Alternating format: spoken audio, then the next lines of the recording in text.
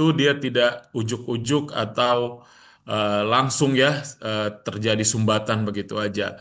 Karena sesungguhnya eh, apa yang kemudian bermuara menjadi penyakit jantung koroner akut adalah satu proses yang sudah berlangsung sangat panjang ya.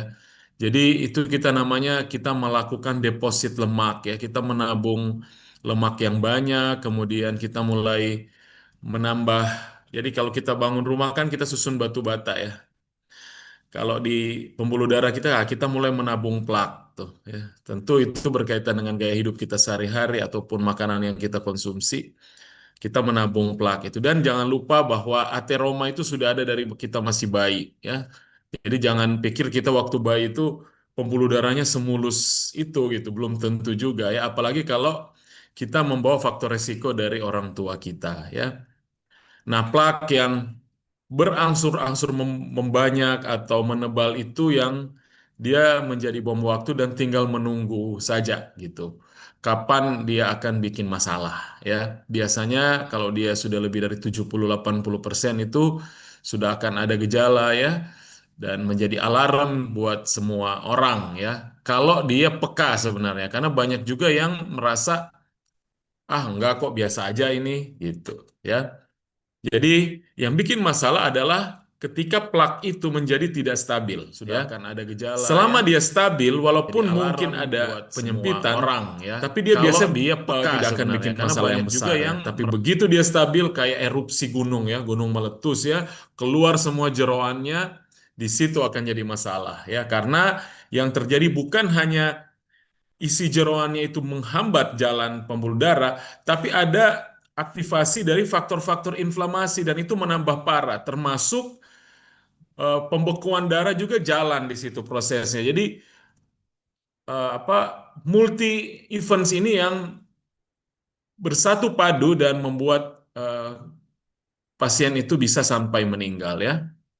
Jadi ada ruptur plak, ada erosi plak ya, dan ada oklusi koroner ya. Jadi udah dia keluar isi jeroannya, kemudian pembuluh darah juga kadang dia menjadi spasmes dan apa kesannya seperti mengecil ya. Itu kalau dia aterosklerosis dan 90% itu adalah aterosklerosis. Ada beberapa keadaan atau beberapa kejadian yang bukan ya, kita bilangnya itu satu vasospasme atau Prince metal. Kemudian ada juga yang bikin gejala yang sama persis dengan eh, akut coronary syndrome itu namanya emboli koroner ya, tapi mekanismenya tentu sangat jauh berbeda ya dan harus dibuktikan dengan pemeriksaan-pemeriksaan. Kemudian diseksi aorta ya nanti kita lihat sama-sama gejala-gejalanya seperti apa ya. Ya, spesifik ke akut coronary syndrome, jadi selalu dia terbagi atas tiga ya. Mulai dari STEMI, ada ST elevasi, kemudian non-ST elevasi, dan unstable. Dan sesungguhnya diagnosis yang paling mudah itu adalah STEMI ya, karena itu ECG-nya naik. Kalau non-STEMI atau uap, kita butuh pemeriksaan yang lain ya, yaitu laboratorium. Di mana pemeriksaan enzim ini belum tentu tersedia di tempat saudara ya. Rumah sakit pun biasanya tipe C itu pun nggak banyak yang punya ya. Biasanya kalau tipe B, tipe A udah pasti ya. Tapi kalau tipe C, apalagi puskesmas, itu belum tentu. Sehingga kita akan kesulitan untuk membedakan non-STEMI dengan uap.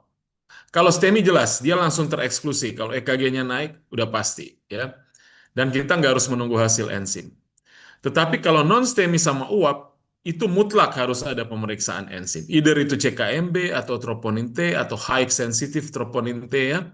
Tetapi beruntungnya adalah walaupun diagnosisnya kita susah bedakan, terapinya sama ya.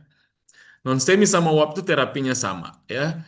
Tapi itu akan berbeda di stratifikasi resiko ya. Kalau non-STEMI tentu ruangannya juga harus ICU ya dan sewaktu-waktu dia butuh untuk dilakukan revaskularisasi apabila ada tanda-tanda yang menunjukkan perburukan ya. Intinya dari semua itu terjadi disrupsi dari plak koroner. Gitu ya. Jadi nggak usah khawatir, kalaupun non-STEMI uap kita nggak bisa bedakan, tulis aja non-STEMI DD uap. Tetap terapinya sama. Kita pakai heparin, kita pakai antiplatelet, ada statin juga, ada anti iskemik di situ dan sebagainya.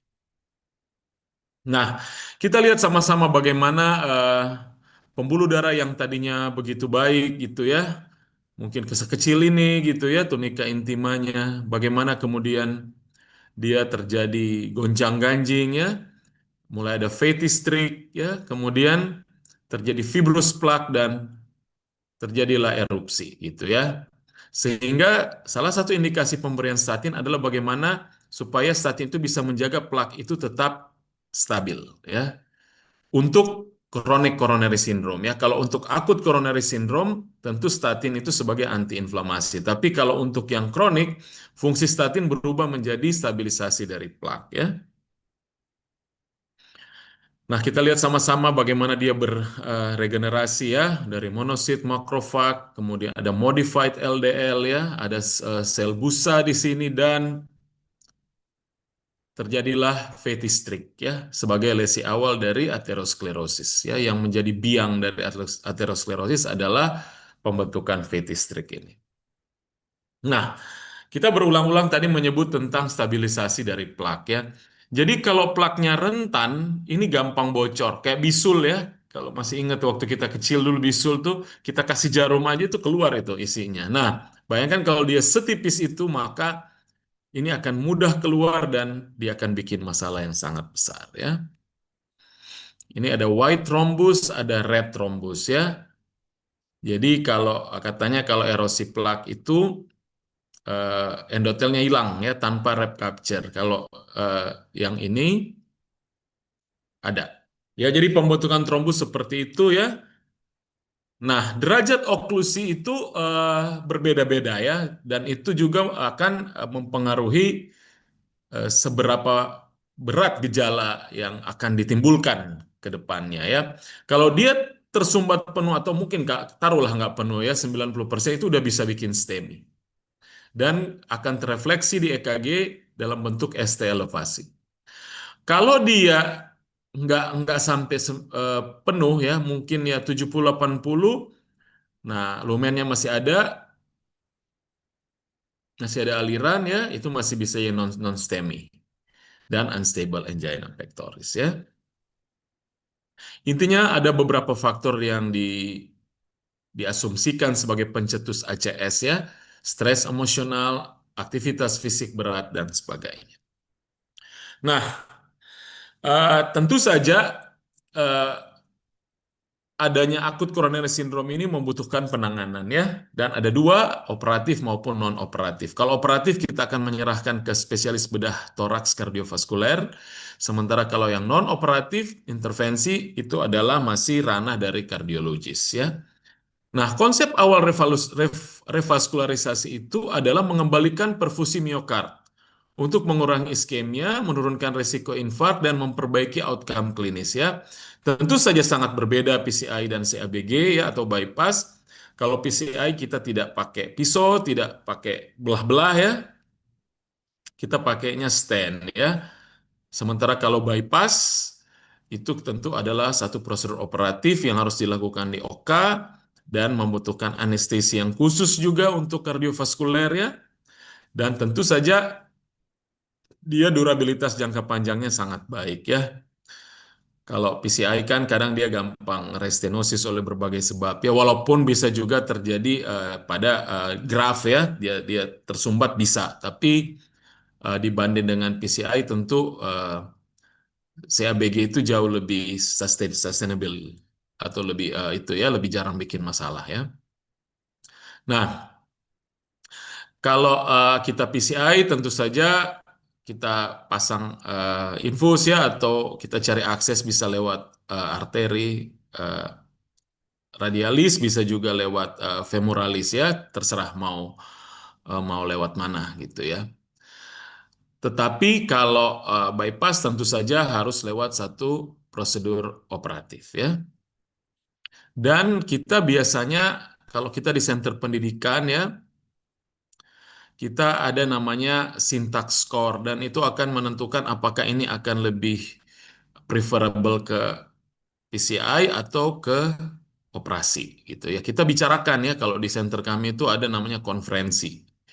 Sehingga yang menjadi satu keputusan adalah keputusan kolektif ya, bukan keputusan perorangan.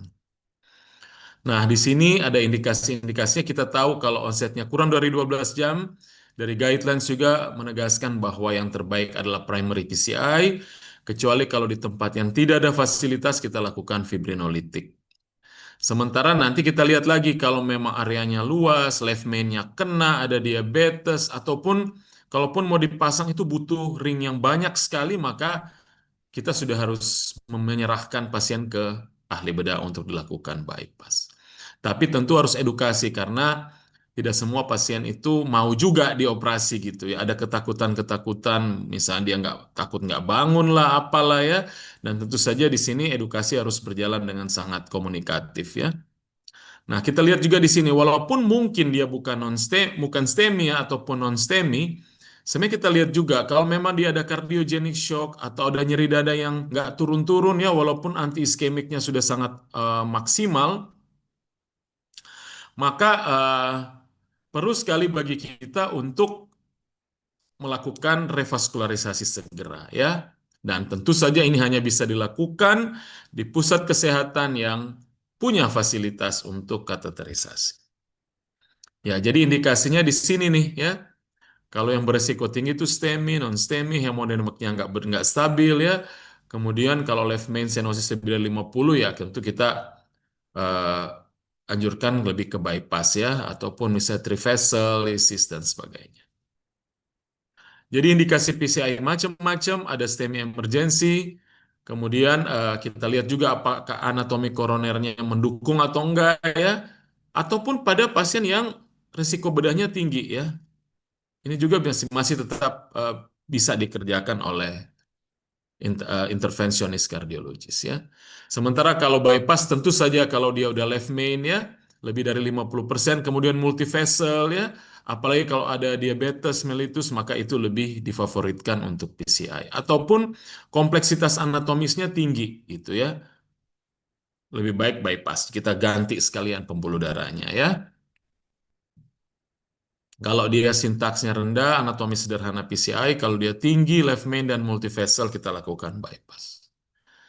Nah, bagaimana dengan penyakit jantung bawaan? Ya, penyakit jantung bawaan ini juga masih banyak sekali ya. 1 dari 100 atau ada juga bilang 1000 kelahiran hidup ya. Dan eh, tentu saja dia membutuhkan penanganan ya. Nah, penyakit jantung bawaan ini harusnya dia dibahas dalam satu sesi tersendiri ya. Tapi mungkin saya akan berikan pemaparan secara umum ya. Jadi tentu saja mungkin ya, ya ini semua masih diduga ya bahwa ada faktor genetik yang berperan di situ, ada kelainan kromosom, ada mutasi gen dan sebagainya. Faktor maternal juga, jadi bagaimana asupan gizi dari ibu selama kehamilan ya, itu juga sangat mempengaruhi ya terkait diabetes pregestasional, obesitas maternal dan hipertensi ya. Dan kalau ibu-ibu yang merokok katanya juga resikonya lebih tinggi.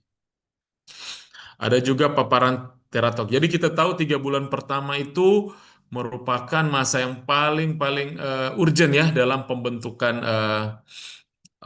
organ ya, sehingga ibu betul-betul harus hati-hati bahaya radiasi, paparan kimia tertentu ya, dan hal-hal yang lain tuh harus betul-betul diperhatikan. Termasuk litium untuk Epstein anomali ya.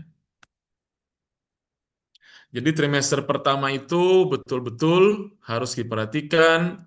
Katanya vaksinasi rubella sebelum kehamilan adalah strategi yang cukup efektif ya. Kemudian perkembangan jantung embrio juga ya, pelarut organik, polusi udara, asap rokok, pestisida, apalagi ibu-ibu hamil yang bekerja di pabrik mungkin ya. Nah, itu betul-betul harus diperhatikan. Nah, mungkin ini yang bisa saya sampaikan untuk ACS, revaskularisasi koroner dan penyakit jantung bawaan. Terima kasih. Saya serahkan ke moderator. Iya, baik. Terima kasih dokter untuk materinya. Luar biasa sekali ya dokter. Oke, baik kepada Bapak Ibu, apakah ada yang ingin bertanya